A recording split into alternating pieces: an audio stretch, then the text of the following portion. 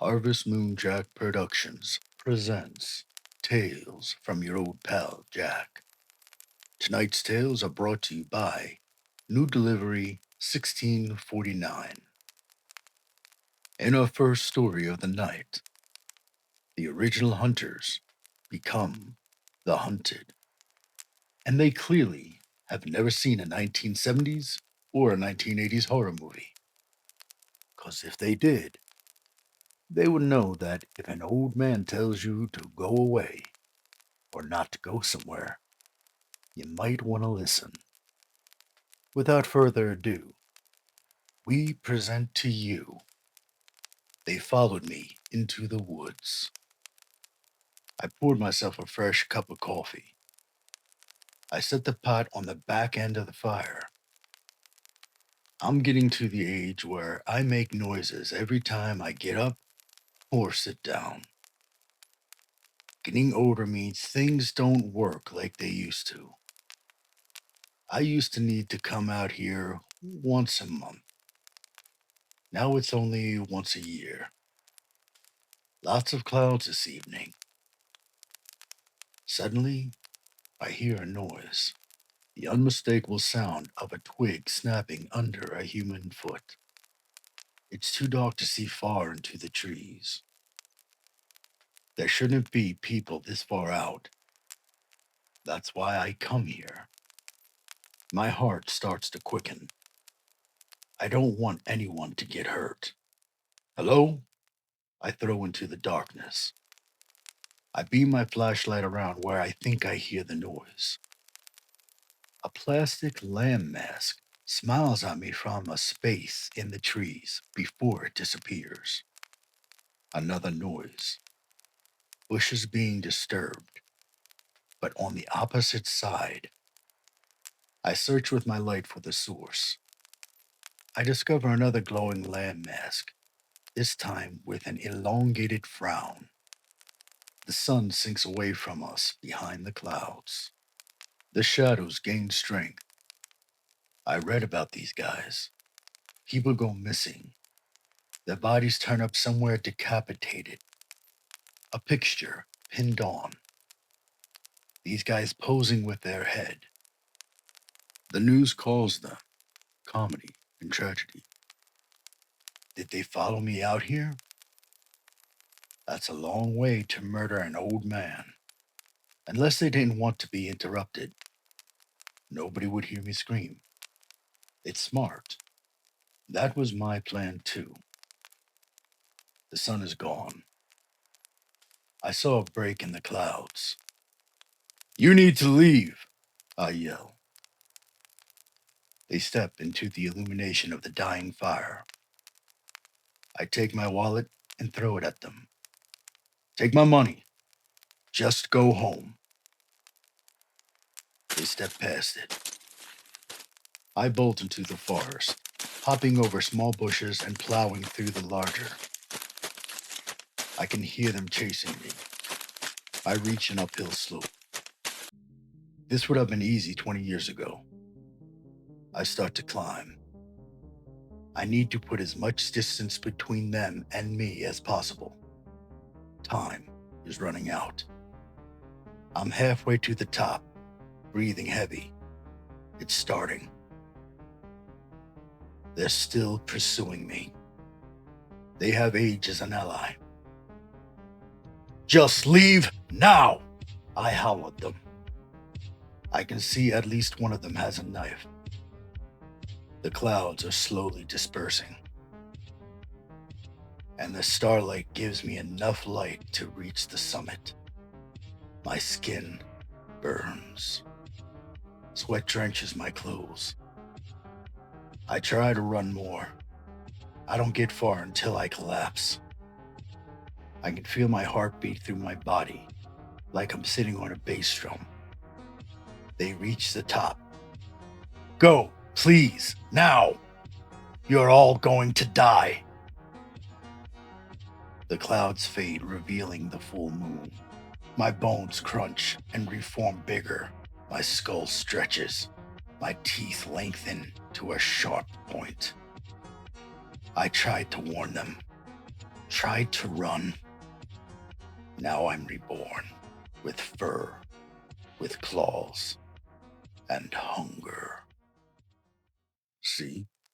What did I tell you, dear listeners? Sometimes it's best to listen to what you are told. If you're enjoying this narration so far, please like, share, and subscribe, and hit that bell icon for notices so you never miss a tale from your old pal Jack. For our second story, we leave the isolation of the woods for the isolation of space. Without further ado, we present to you Untethered. I wake up. I'm in a field at sunrise. The wind blows the grass. I reach out my hand. I wish I could touch it. I wish I could feel the breeze. I miss home. I miss feeling the earth beneath my feet. Birdsong dancing through the air changes to a series of screeching beeps. My view of the field is replaced with reality. My helmet's built-in view screen switches to window mode. I'm floating in space, untethered, orbiting the Earth. What's going on, Velcro? I ask my AI assistant. A cartoon dog shows up on my screen. Emergency telemetry report.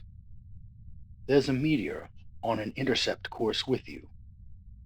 The Mechanless 2 orbit suit will not withstand a collision with something of that mass and velocity. How far away is Lifeboat? Lifeboat is not at the expected location. No response from hulls. The Mechanless 2 orbit suit's comms array isn't strong enough for direct communication with Earth. Time of impact. 5 minutes. Activate thrusters. Let's get out of the way. Activating. I point my hands and feet at the Earth. The bulky suit's thrusters burst, sending me backwards at a splintering pace. After 10 seconds of burn, the thrusters stop, and my velocity continues. The Mechanus 2 was designed for maneuvering in space. I should be able to get back on course after the meteor passes. Find lifeboat. Scanning. Velcro. Scanning. Please wait. Debris field detected at lifeboat's last known location. Likelihood of lifeboat support ship's destruction. 96%. Wait. What? How?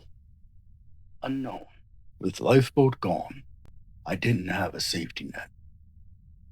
No one to monitor my vitals or send updates to Velcro. If the Mechanless 2 orbit suit fails, no one is coming to save me. A series of screeching beeps interrupts the pounding of my heart in my ears. Emergency telemetry alert. The meteor has altered course and has resumed a collision path. It moved? It has changed its trajectory and speed. Time of impact, 3 minutes. Activate thrusters. Full burn, 60 seconds. Full burn for 60 seconds is not advised. Damage to Mechanless 2 may be irreversible. Acknowledged. Activate. The thrusters fire once more.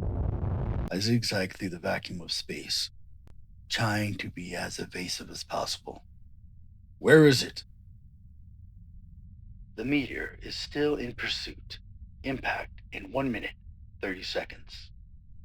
My thrusters sputter and stop. I'm still moving, but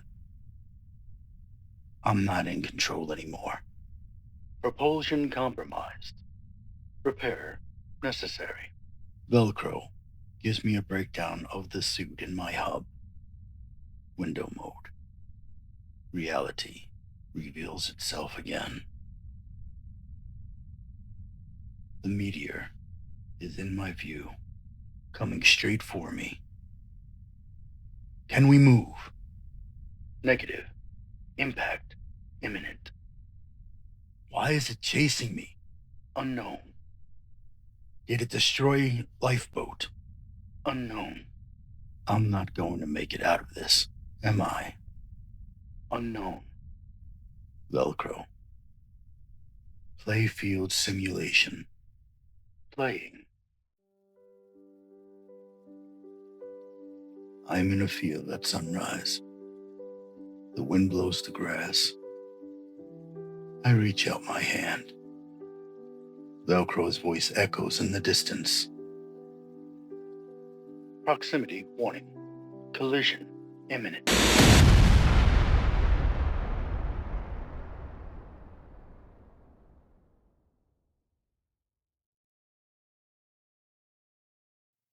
Well, that was quite an explosive ending, wouldn't you say? Well, dear listeners, that's all the time we have for tonight. The sun will be rising soon, and I must go. Once again, thank you for listening. If you enjoyed these narrations, please like, follow, subscribe, and hit that bell icon.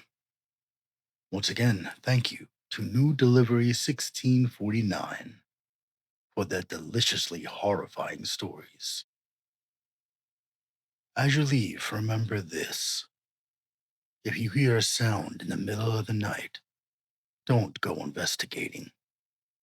Not all the creatures of the night are as friendly as your old pal Jack. Copyright disclaimer. All rights to original content belongs to original creator. Any content from another creator used in this video has been authorized through and or by written consent. Share alike licensing. Creative Commons licenses. Approval to duet stitch collab content at the time of recording.